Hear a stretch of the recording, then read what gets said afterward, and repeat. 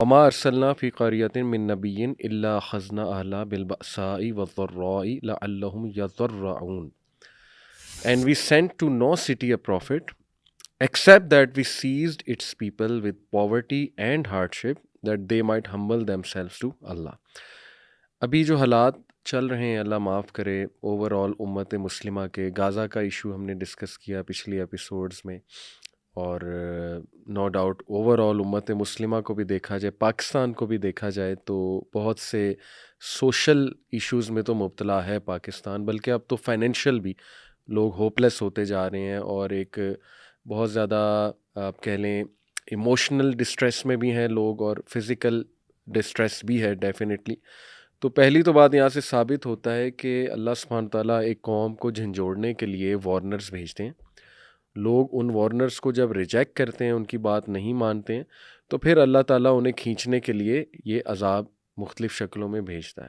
اب دیکھیں آج کوئی نبی تو نہیں آئیں گے، اوبویس سی بات ہے، لیکن وارنر سے آج کے دور میں یہ مراد ڈیفینیٹلی لی جا سکتی ہے ایسے لوگ جو قرآن و سنت کی دعوت لوگوں کو دے رہے ہیں اور لوگوں کو حق کی طرف بلا رہے ہیں. اور پھر اگلی آیت میں جیسے اللہ نے کہا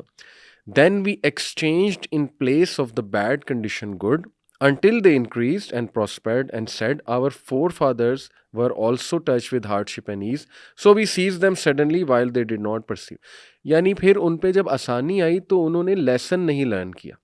پچھلی چیز سے، بلکہ وہ اس کو ایک ٹرینڈ سمجھنے لگے کہ یہ اپ ڈاؤن تو یہ ہمارے ان پہ بھی آئی تھی، انہوں نے بھی پھر ری گروپ ہو کے اس کا مقابلہ کیا تھا اور پھر حالات ٹھیک ہو گئے تھے. یعنی اللہ ایکویشن میں نہیں ہے.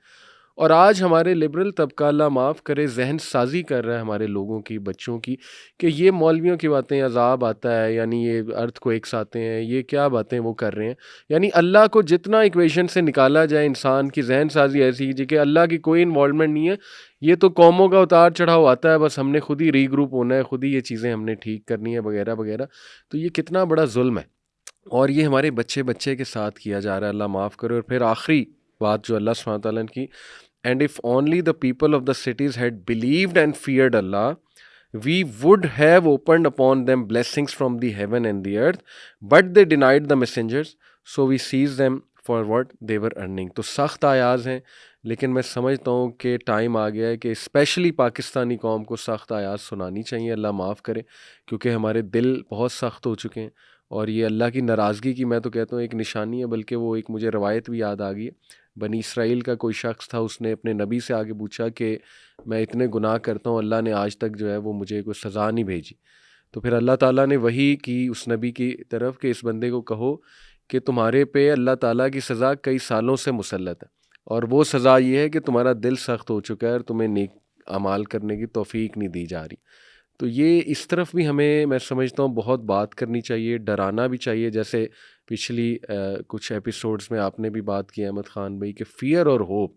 یہ ساتھ ساتھ ہے بھائی، صرف ہوپ نہیں ہے، نہ ہی صرف جو ہے وہ ہیپی گو لکی ایک لائف ہے کہ تم جو مرضی کرتے رہو اللہ کی پکڑ نہیں آئے گی، ایسا نہیں ہوتا ہے. تو بطور قوم ہمیں ان آیات پہ بہت سوچنا چاہیے، استغفار کرنا چاہیے. بلکہ وہ اکثر ایک عالم دین یہ سلوشن بھی پرپوز کرتے تھے کہ اجتماعی طور پہ تم لوگوں کو مل کے استغفار کرنا چاہیے. اجتماعی طور پہ وہ اور بہت سی چیزوں میں مل جاتے ہیں، لیکن اس پر بھی بہت غور و فکر جو ہے نا وہ ہونا چاہیے. تو اللہ تعالی ہمیں عمل کی توفیق عطا فرمائے.